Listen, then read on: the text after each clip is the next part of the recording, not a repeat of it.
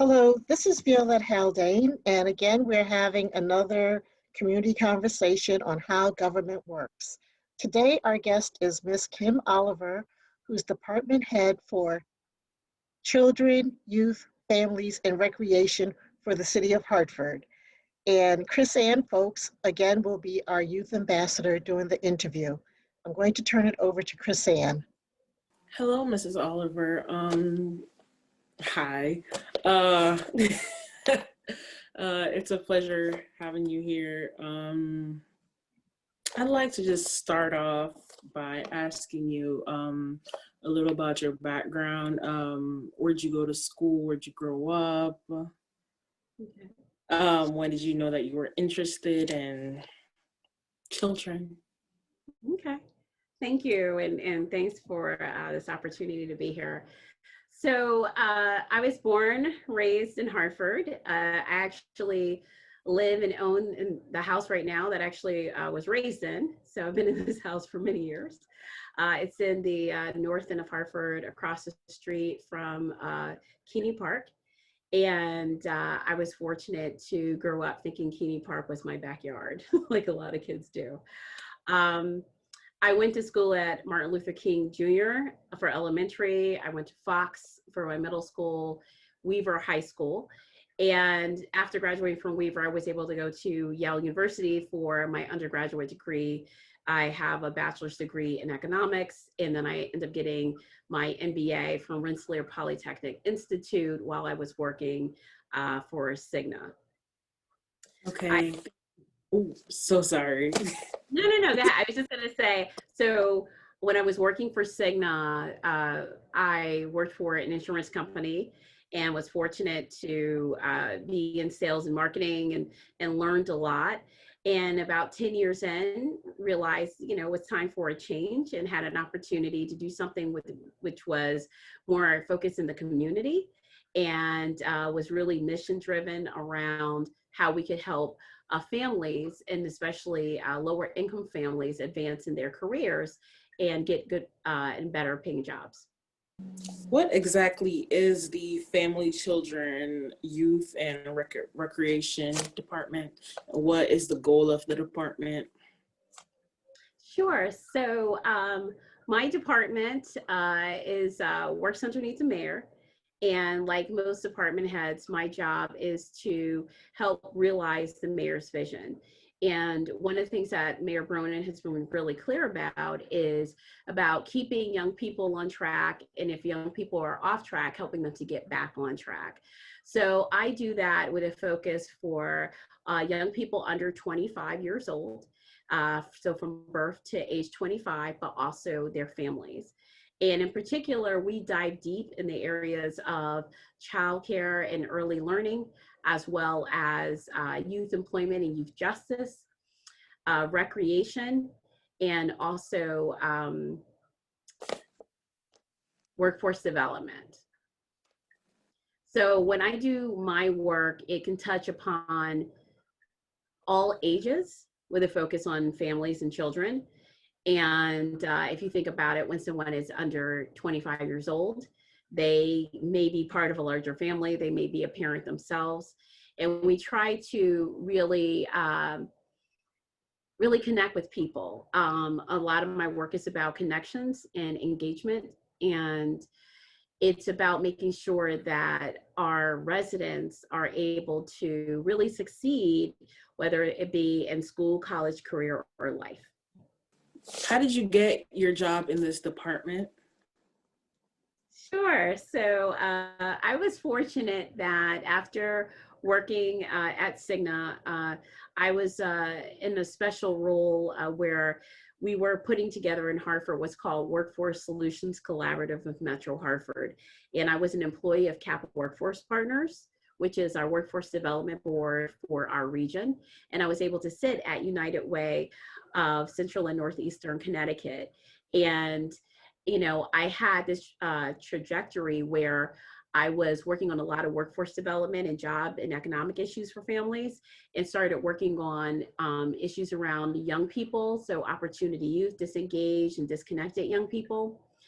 And as I was working with in that space, I was able to collaborate with a lot of people and meet a lot of great people across the city and honestly across the country. And that's one of the ways I met Thea Montanez. That's how one of the ways I ended up meeting Mayor Luke Bronin.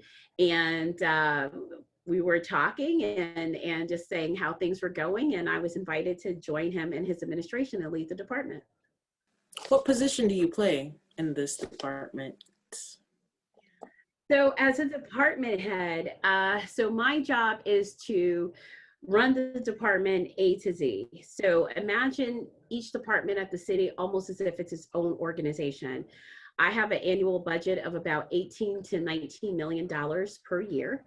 That's a mix of what's considered general funds, so our taxpayers, when they pay in taxes, our general fund, as well as private dollars and other public dollars through grants. So I have to do everything from the financials, like setting up the budget, making sure we pay our bills, to staffing, to making sure that we're actually implementing our strategies and getting results. So for example, my department, for example, we're about to go with recreation and we're planning right now what we're doing for spring season and also for the summer. And that includes, supporting other departments as well. So we support, for example, when Health and Human Services does its work, whether it's the no freeze shelters or the warming centers, we try to be supportive. Right now, we're helping to support the work that the city is doing around vaccinations. As an example, we partner, of course, with Department of Public Works. Parks is actually in that department, and we collaborate and talk about not just our beautiful green spaces, but what we can do more with families outside and getting people physically active. So again, it's as if you have your own small organization and you have this vision that the mayor has, and your job is to realize that vision.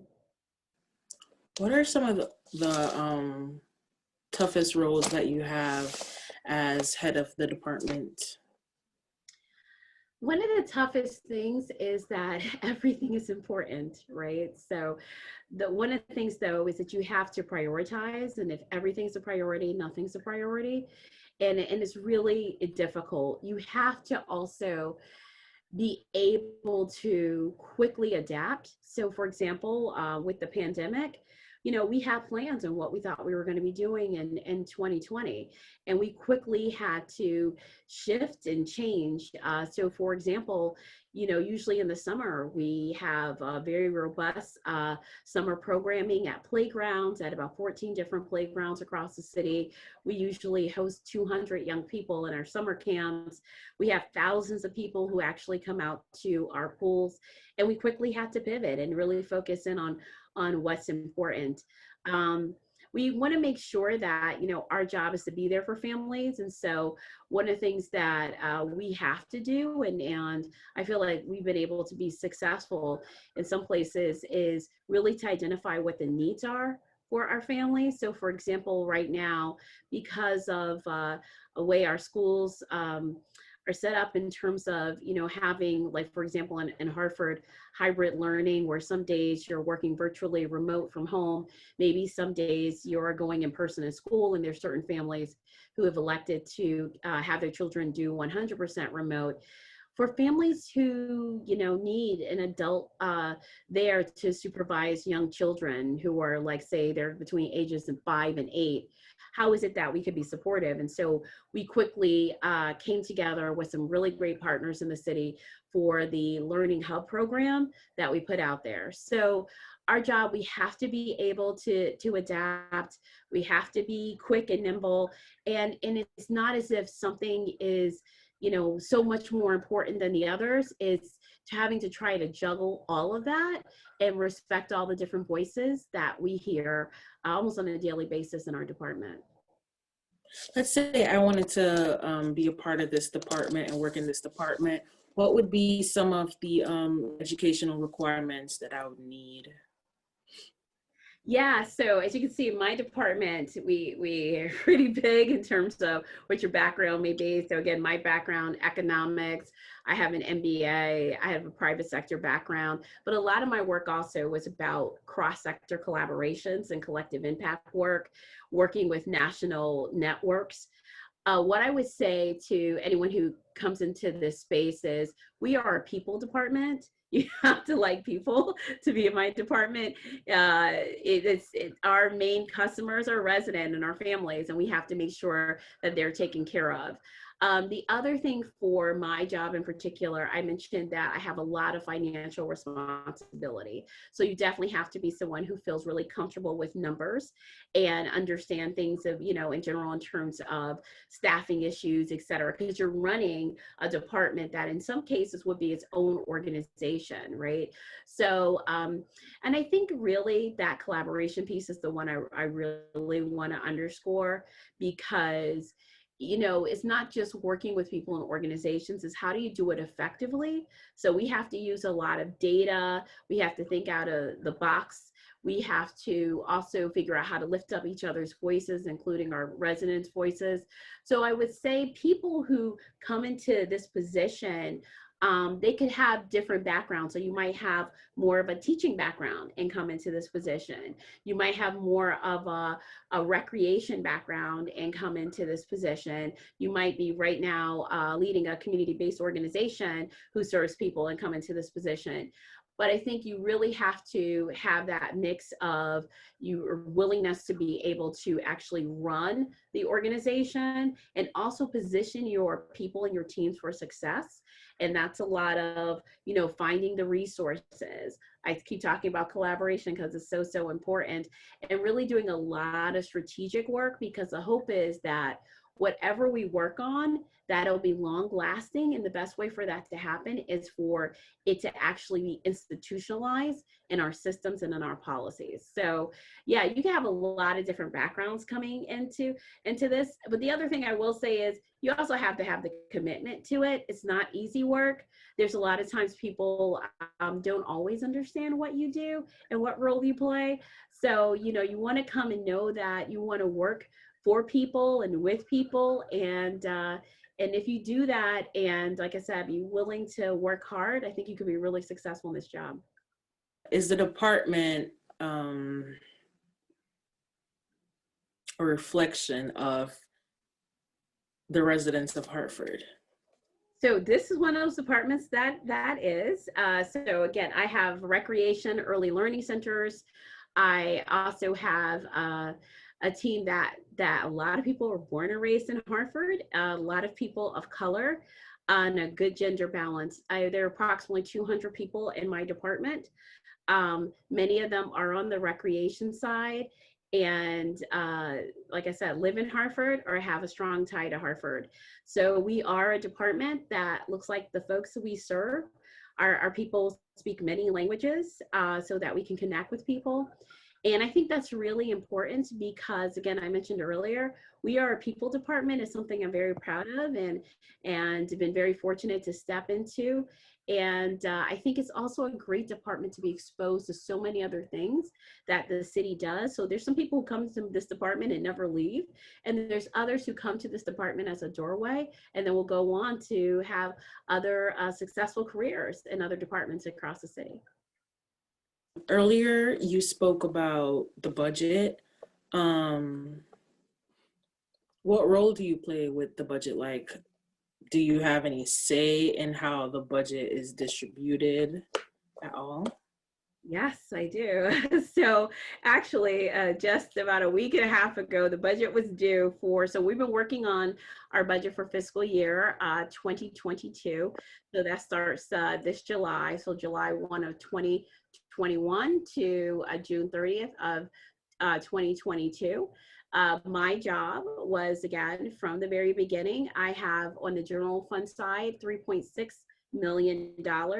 I also mentioned I have a lot of grants that make up the difference of that, making it way towards 18 million to $19 million.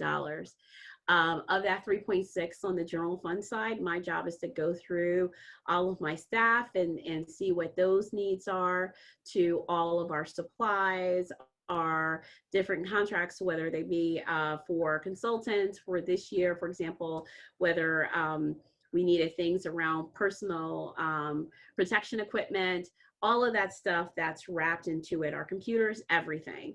In addition to that, if even the vehicles, so we have vehicles in my department that will transport, children back and forth, whether they're at the summer camps. We also have food that we bring to our different early learning centers. So saying, hey, I need a new vehicle and this is how much it costs and this is where I believe that we could work it out. So my job is actually to submit a budget, which I've done at this point. This budget is then given to the mayor for him to actually review. And I get to sit down with him and the senior team and talk through the budget and why I think dollars should be in certain areas. And so then we work collectively together. And then that budget is actually the budget that is presented to city council for approval in May. So yeah, I have a lot of a big role with the budget. Correct me if I'm wrong, but you mentioned that you received $3.6 million. 3.6 for general funds. Yep. Okay. And of that $3.6 million, you assist the needs of employees and sometimes the needs of children that you work with. That's correct. So the majority of our $3.6 million do go out to services to our children. So I'll give an example. We have about $1 million we give out every single year for summer youth employment. It's out of this $3.6 million. So for example, so that supports young people who are getting a paycheck, a part of that 6-week program. Perhaps they're learning about job readiness skills, etc. We also support programs where I mentioned our youth justice work earlier, where it's really about helping our young people and wrapping around them with supports that they need, depending upon what situation they're in. So for example, if they are a victim of a stabbing or shooting, or if they're in imminent danger, we work with partners like Compass Peace Builders and actually partner with them and give some support for those peace builders that are on the ground. And another way that we do it is through recreation. So if we have an advanced program, let's say we have some of our young people who want to learn how to become lifeguards or do an advanced type of training that's around like, craft or music or something like that, where we have to bring somebody in, we have some funding for that. So when you take a look across my actual budget on general fund side, you'll see a lot of those dollars are actually direct services that are going out in partnership with others to actually serve our families and our children. How often is your request that you've given to the mayor approved? So, okay, so I can give him multiple requests throughout the year. We do that big major request for the budget. Mayor Bronin has been a really good mayor. What I will say is you should be prepared, just like you're speaking to anyone else when you're speaking to Mayor Bronin, because again, my job is to help him realize his vision through families and children. And so he'll ask questions about, so for example, if I have something in the budget where it looks like, oh, I might have an increase in one space or a decrease in another, I have to be able to explain that to the mayor. And I will say that I've been successful thus far. I believe this is my fourth year of working with him on a budget. And in the previous years, for the most part, what I've put down, the mayor has agreed to. And in fact, to give the mayor some credit, early on when I first joined the city, which was back in 2016, and we were going through really tight financial times and it was really rough, I have this background in youth employment and workforce development. And I did say to him, like, do we have to sacrifice part of that program so that we could try to balance things? And he stayed strong and committed and told me, hey, Kim, don't worry, we're still going to give $1 million to summer youth employment. And as a result, Hartford was one of the only cities across the state that summer, the summer of 2017, that did that. So he's been really supportive. With that said, I will recognize that, we do have, challenges in terms of our finances, especially now with, the COVID pandemic and the fact that we have a lot of need in community. But yeah, if I go to the mayor, he always has a listening ear, but I will always say, be prepared when you're talking to Mayor Ronan. He wants to understand and be as helpful as possible. And if he has to tell you no, usually he's helping to point you in a different direction and figuring out other solutions that can work. So thus far, it's been pretty good. You recently mentioned that this is your 4th time working on or submitting a budget to the mayor. I must ask, do you have a term limit as the head of your department? So no, it doesn't work that way. So what it is that I'm appointed by the mayor. So I was appointed, the mayor asked me to join his administration in July of 2016.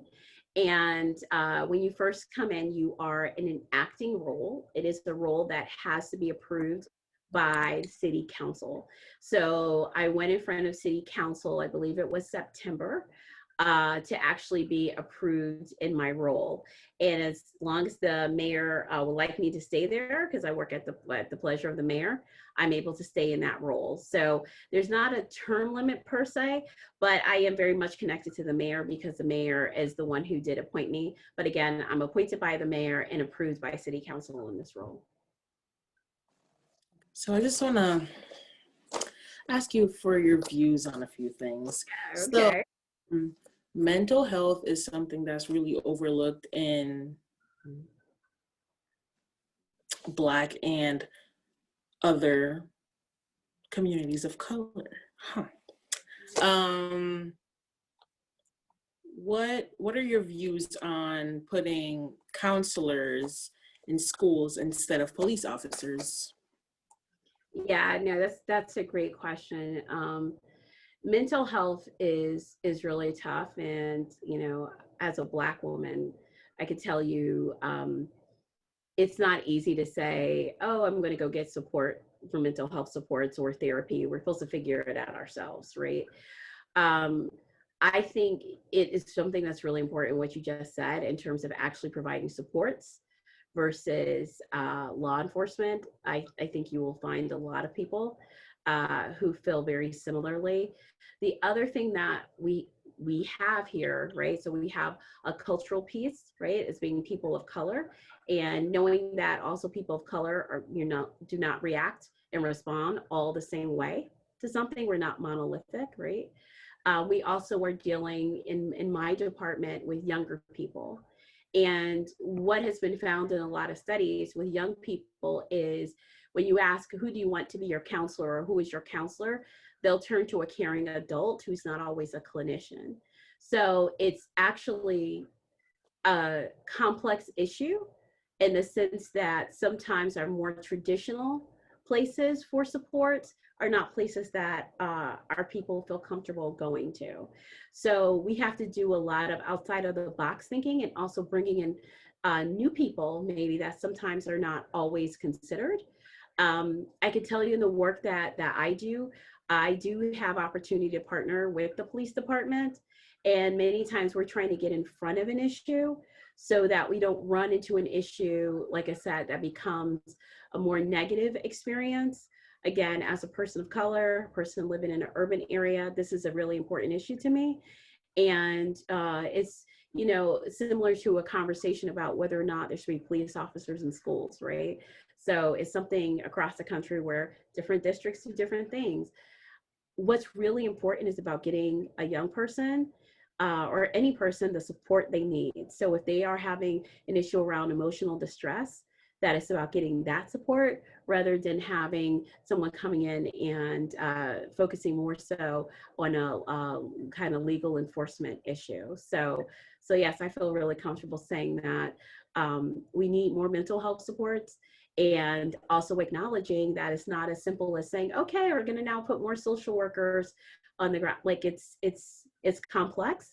And I think that we need to be honest as part of that. And also, I know that there's been work going on in the community about the various solutions that we can bring to bear with that. And that's where we need everybody's voice and not just one or two. What advice do you give to young people who are looking forward to working in this department? So I did not know a lot about this department. I did not know a lot about government when I was younger, and City Hall has been there for a long, long time. I used to just pass it by, right? Maybe as I'm going to the library or something. I would say there's opportunities to get to know who's in City Hall. I know we're in the time of the pandemic, but that can still happen. In my department, there's opportunities to be on advisory boards.